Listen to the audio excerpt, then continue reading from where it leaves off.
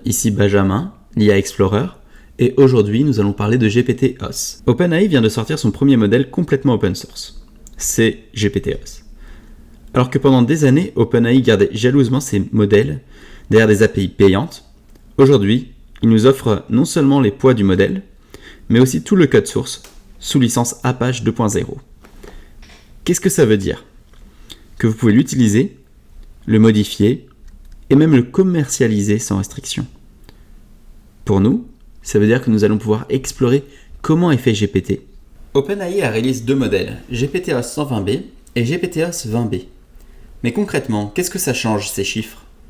Le 20B et le 120B, ça représente le nombre total de paramètres, les neurones du modèle. Plus il y a de paramètres, plus le modèle peut apprendre de nuances et de connaissances.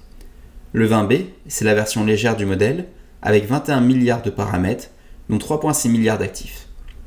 Il tourne sur des configs grand public, avec 16 Go de RAM. Le 120B, c'est la version améliorée, quand vous avez besoin de la puissance maximale pour du raisonnement complexe, de la génération de code avancé ou des tâches créatives poussées. Pour cela, il utilise 117 milliards de paramètres, dont 5,1 milliards d'actifs. On reviendra plus tard sur la notion de paramètres actifs. Pour utiliser ce modèle, il faudra du matériel professionnel, même si OpenAI a pensé à nous en intégrant bien des optimisations, dont nous parlerons bien sûr dans cette vidéo. Pour l'instant, retenez qu'il peut rouler sur une carte graphique H100 de Nvidia, qui possède 80 Go de mémoire. Son prix se situe entre 25 000 et 40 000 $ US. Avant GPT-os, faire tourner un modèle de 120B nécessitait 4 à 8 de ces machines. Maintenant, une seule suffit. C'est une révolution économique. On passe de 200 000 $ US à 30 000 $ US pour l'infrastructure, soit environ 85% d'économie. En termes de performance, le modèle GPT-os 120B se rapproche des performances d'OpenAI O4 Mini sur les principales évaluations portant sur le raisonnement, mais peut être exécuté sur un unique GPU doté de 80 Go de mémoire. GPT-os 20B offre quant à lui des résultats similaires à OpenAI O3 Mini sur les évaluations les plus courantes. GPT-os vient avec quelques fonctionnalités très intéressantes que l'on explorera dans cette vidéo. Il permet d'ajuster l'effort de raisonnement basé sur notre besoin et la vitesse à laquelle on veut obtenir une réponse. Il intègre le chain of thought, chaîne de pensée en français, qui aide le modèle à obtenir de meilleures réponses et qui aide les développeurs et les utilisateurs au debugging. Le modèle est également fine-tunable, ce qui veut dire que l'on peut obtenir de nouveaux poids en entraînant le modèle par-dessus les poids existants, par exemple pour le spécialiser dans une tâche spécifique. Il a également un mode agentique en utilisant le modèle MCP et il permet la quantification MXFP4 native que nous expliquerons également par la suite de cette vidéo. GPT-OSS propose 3 implémentations du modèle, une en PyTorch, une en Triton et une en Metal. La version PyTorch ne possède pas d'optimisation et a un but éducatif. La version Triton est optimisée pour la production, tandis que la version Metal est optimisée pour rouler sous Mac Studio ou sous Mac Pro. À présent, je vous propose d'aller regarder l'implémentation. Allons dans le répertoire GPT-os pour commencer. Dans le répertoire GPT-os, on peut voir le répertoire Torch, Triton et Metal qui vont chacun contenir des modèles. Rentrons dedans. Ici, nous pouvons voir l'implémentation du modèle avec PyTorch. Pour ceux qui ne sont pas à l'aise avec le code, je vais vous faire une représentation plus claire et plus simple à comprendre. C'est parti. Tout d'abord, le modèle prend un token input layer. Le but est de tokeniser les mots que nous avons dans une phrase. Par exemple, prenons la séquence d'entrée « Bonjour, le monde intelligent ». Chacun des tokens que nous avons dans cette phrase va être converti en index du vocabulaire, puis en embedding vectoriel. Ce que ça veut dire, c'est qu'à la fin, cette phrase va devenir un vecteur, c'est-à-dire une liste contenant des nombres. À présent, parlons du token embeddings, c'est-à-dire la conversion en vecteur dense. Comment est-ce que ça fonctionne les embeddings ? Tout d'abord, Avec la représentation vectorielle, on transforme les mots en langage mathématique. Imaginez que chaque mot de votre phrase devient un code secret, fait de 2880 nombres. C'est comme si on donnait une carte d'identité numérique à chaque mot pour que l'ordinateur puisse le comprendre. Ensuite, on apprend les liens entre les mots avec l'apprentissage contextuel. L'IA apprend pendant des mois quels mots se ressemblent. Par exemple, elle comprend que chat et chien sont plus proches que chat et voiture. C'est comme créer une carte où les mots similaires sont des voisins. Ensuite, on a une précision optimisée avec le FP16. L'IA utilise un format spécial appelé BrainFloat16. C'est un peu comme utiliser la bonne résolution sur votre écran. Assez précis pour bien voir, mais pas trop lourd pour votre ordinateur. On a également une dimension élevée avec 2880 dimensions par mot. C'est comme avoir une définition ultra haute pour comprendre toutes les subtilités du langage, les émotions, le contexte, les jeux de mots. Et finalement, nous avons la base de traitement. Ces codes numériques sont la base de tout. C'est grâce à ça que l'IA peut ensuite réfléchir, analyser et vous répondre intelligemment. Les transformers ne connaissent pas l'ordre des mots. Il faut leur dire qui vient avant quoi.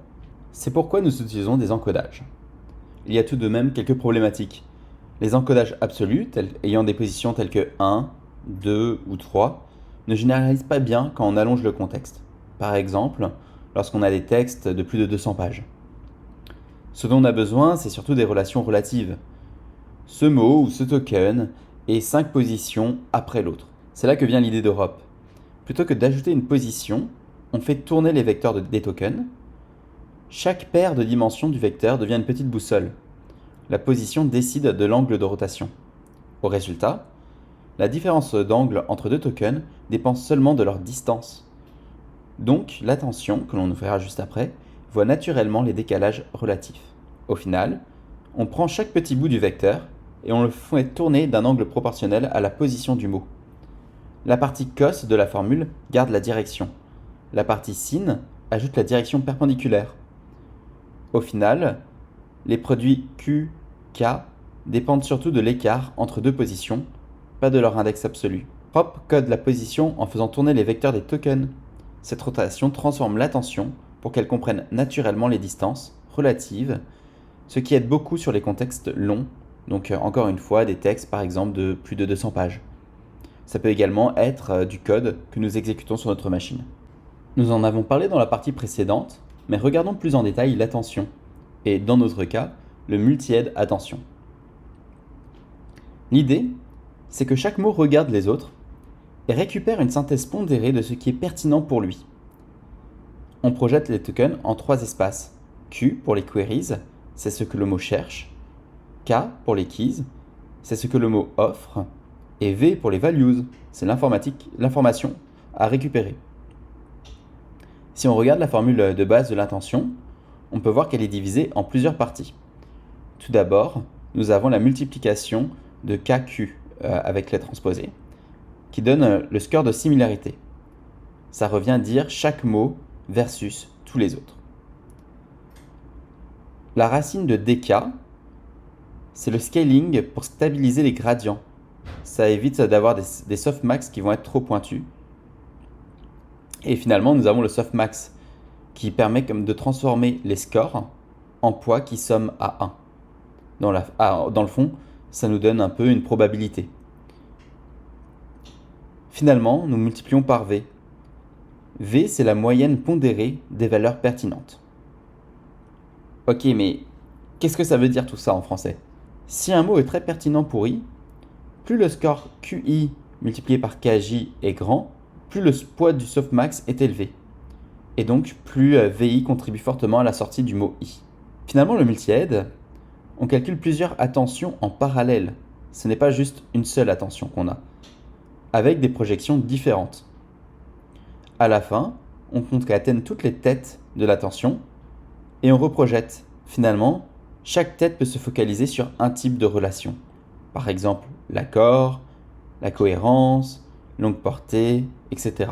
dans un sous-espace différent.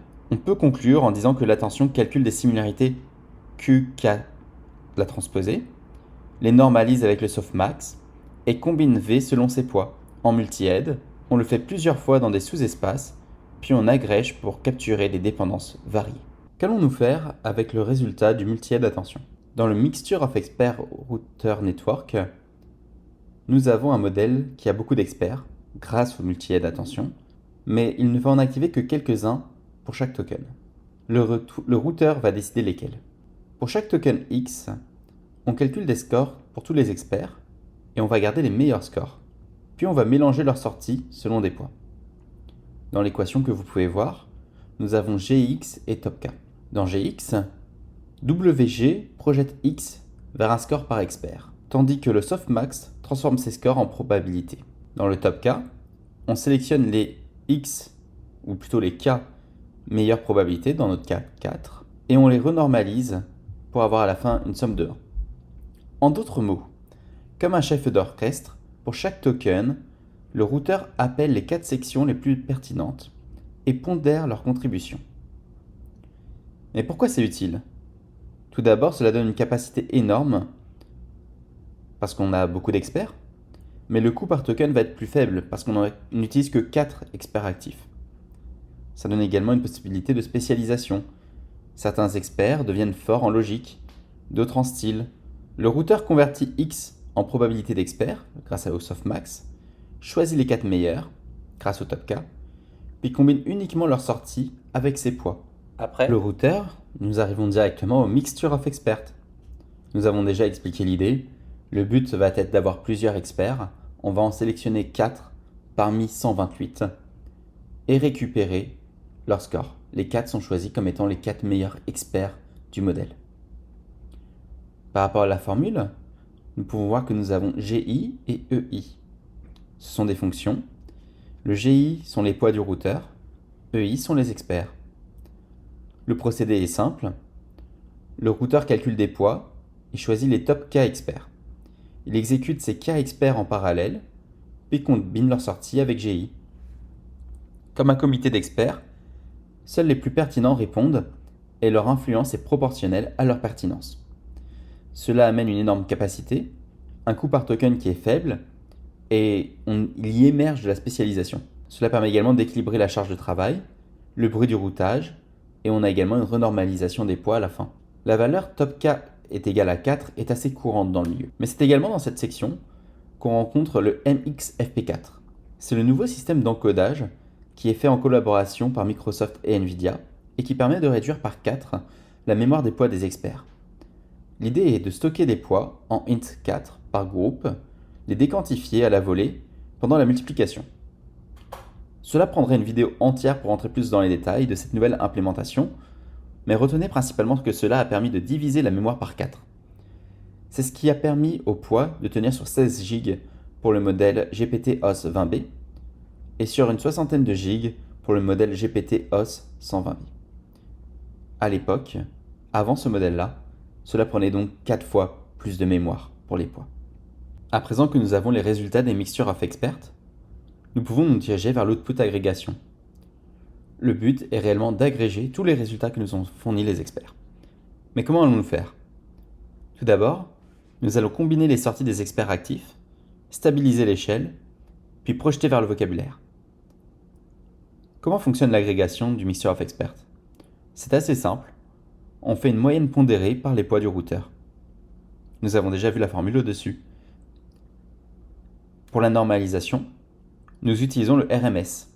Cela permet de stabiliser la magnitude sans changer la direction. Et finalement, on fait la projection finale en faisant un softmax, ce qui permet de prédire le token avec une probabilité. N'oublions pas que ce que nous essayons réellement de prédire, c'est quel sera le prochain token par rapport à notre token actuel. Et finalement, nous arrivons dans la dernière étape du modèle, le vocabulary sampling, ou la projection vers vocabulaire échantillonnage en français. Son rôle est simple. On veut transformer la représentation finale en probabilité sur tout le vocabulaire, puis choisir le prochain token. Pour faire ça, il possède 3 paramètres. Le premier, le top K, nous permet de garder les cas plus probables résultats. Le second, la température T, plus la valeur est basse, plus les résultats seront déterministiques. Plus la valeur est haute, plus les résultats seront créatifs. Et finalement, le top P. qui permettent d'ajuster la taille du nombre de candidats. En d'autres mots, on transforme la représentation finale en probabilité sur tout le vocabulaire, puis on choisit le prochain token en ajustant le degré de hasard, avec la température, le top P et le top K. À présent, nous avons vu comment fonctionne le modèle en lui-même. Mais ce n'est pas tout. Nous avons d'autres étapes afin de l'entraîner après son premier entraînement. Nous allons appeler ça le post-entraînement, et ça va être la seconde partie de cette vidéo. Dans le post-training, nous avons plusieurs étapes. Mais la première, finalement, c'est de faire un apprentissage par renforcement sur le chain of thought training.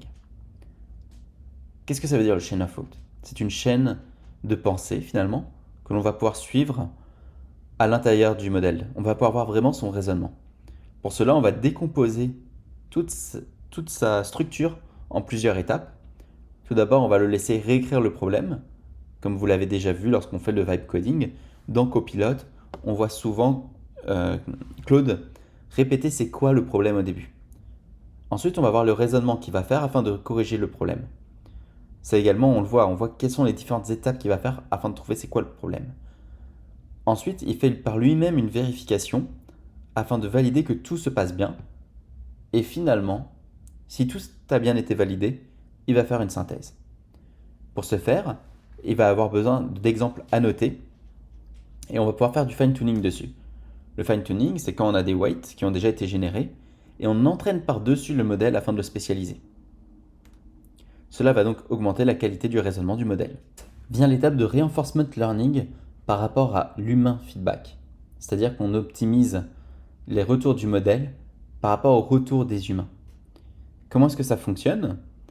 Finalement, on a des humains qui ont déjà répondu à ces réponses. On fait la comparaison entre les réponses du modèle et les réponses des humains. Et plus le modèle va répondre quelque chose qui est proche de la réponse aux humains, plus il va gagner une récompense. Et son but, ça va être d'optimiser la récompense qu'il va gagner. Cela permet d'optimiser le LLM. On a également une étape de régularisation KL. Celle-ci évite à ce que le modèle dévie trop de sa politique initiale, afin de garder les capacités qu'il a apprises lors de l'entraînement. Vient ensuite l'entraînement par rapport à la sécurité et à l'alignement des valeurs. Tout d'abord, on va valider que le modèle est capable de répondre correctement par rapport à des principes éthiques. Par exemple, c'est mal de tuer. On ne veut pas que le modèle encourage à tuer son prochain. La seconde partie, c'est les tests de sécurité. On ne veut pas qu'il y ait de failles dans notre problème. On a d'ailleurs vu cette semaine qu'il y a les premières failles qui ont été détectées dans les modèles Gemini. C'est quelque chose qu'on souhaite éviter. On ne veut pas que notre modèle puisse être piraté. Et enfin, la dernière partie, c'est la détection de contenu. On ne veut pas que le modèle soit capable de parler à propos de tout et n'importe quoi. Par exemple, on ne veut pas que le modèle soit capable de parler à propos de sexe. La dernière partie est par rapport au deployment et au scaling, c'est-à-dire à l'optimisation de production. C'est là que l'on fera attention à la quantification de MXFP4. Pour rappel, c'est ce qui nous permet de diminuer par 4 fois la mémoire. C'est là également où on va gérer la parallélisation sur GPU, le serving, c'est-à-dire qu'on va mettre notre modèle déployé et y créer une interface pour y accéder. On doit également gérer tout ce qui est en lien avec la sécurité dessus. Et enfin, on doit gérer l'infrastructure, c'est-à-dire les machines et leur configuration lorsqu'on met notre modèle dessus. En une phrase, on veut transformer un gros modèle en un service rapide, économe et fiable que l'on peut appeler régulièrement et qui peut effectuer du parallélisme sur une infrastructure solide. Revenons au répertoire GitHub de GPT-os. Jusqu'à présent, nous avons vu ce qui se trouvait dans le GPT-os, ici. Mais à présent, nous allons nous intéresser à la seconde partie. Ce n'est pas de la modélisation à propre mot, mais c'est quand même ce qui va donner la puissance au modèle. Je parle bien sûr du MCP Server. Ce MCP Server va être divisé en plusieurs outils. Tout d'abord, nous avons un système de prompt, un browser et un Python Server. Le Python Server et le Browser Server sont des serveurs MCP Ici, vous pouvez voir, nous instancions l'objet fastMCP dans la variable MCP, puis nous utilisons la notation MCPTool afin de créer un runner Python. Je viendrai après plus en détail sur ce que c'est que MCP exactement. Retenez juste que le format est toujours le même en Python. Si je reviens en arrière, nous pouvons aller dans le browser serveur. Et ici, nous pouvons voir à nouveau que nous avons notre variable qui est définie, toujours en fastMCP. Et ici, nous avons notre MCPTool qui nous permet d'appliquer l'action de recherche. On en a une autre ici qui nous permet d'appliquer l'action d'ouvrir un lien dans un browser, c'est-à-dire dans un navigateur web. Et finalement, le dernier, MCPTool, nous permet de trouver un pattern dans un navigateur web, ou plus précisément dans une page. Mais comment fonctionne le protocole MCP, vous me direz? Tout d'abord, sachez qu'il communique en JSON, c'est-à-dire un format de données. Si on veut être plus précis, c'est du JSON RPC. Il a un cycle de vie divisé en 4 étapes. Dans la première étape, il gère l'initialisation. Dans la seconde, il fait la découverte des outils à partir d'une liste. Enfin, il appelle les différents outils qu'il va réussir à trouver. C'est là où on a vu le MCPTool tout à l'heure. Et enfin, il obtient la réponse. Concrètement, qu'est-ce que ça veut dire? Ça veut dire que nous avons un LLM qui est capable d'appeler un serveur grâce à un protocole MCP. Nous verrons le serveur dans la partie suivante. Et lorsque nous appelons le serveur MCP, nous voyons c'est quoi les différents tools qu'il possède, les différents outils qu'il a. Et à partir de ces outils-là, on peut lui dire d'effectuer plusieurs actions. Le LLM saura quelle action il veut effectuer. Par exemple, il sait qu'il veut aller chercher une information sur un site web. Donc en reprenant l'outil de browser qu'on a vu juste avant, il va faire l'action d'ouvrir la page web et l'action suivante d'aller chercher du contenu dedans. Dans le serveur MCP, fastMCP pour être exact, nous avons 2 serveurs. Le premier est un serveur Python qui tourne sur le port 8000 et le second, c'est un serveur browser qui tourne sur le port 8001. Ces 2 serveurs nous donnent accès à une liste d'actions différentes. Avec les actions dans le serveur Python, nous sommes capables d'exécuter, ou plutôt notre LLM est capable d'exécuter du code Python. Il va du coup s'en servir afin de garder des réponses qu'il ne nous montrera pas forcément, mais qu'il l'amènera au résultat final. Il peut également s'en servir afin de nous retourner directement une réponse, c'est également possible.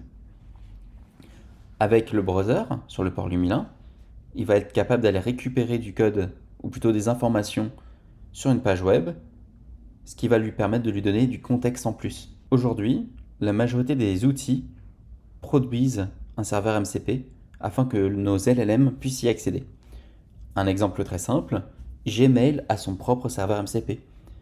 En l'utilisant, nos LLM sont donc capables d'écrire un mail ou d'en envoyer.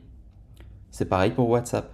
Si vous voulez automatiser l'envoi de messages à quelqu'un, vous pouvez le faire facilement grâce au MCP de WhatsApp. Ces 3 implémentations du modèle, une en PyTorch, une en Triton et une en Metal. La version PyTorch ne possède pas d'optimisation et a un but éducatif. La version Triton est optimisée pour la production, tandis que la version Metal est optimisée pour rouler sous Mac Studio ou sous Mac Pro.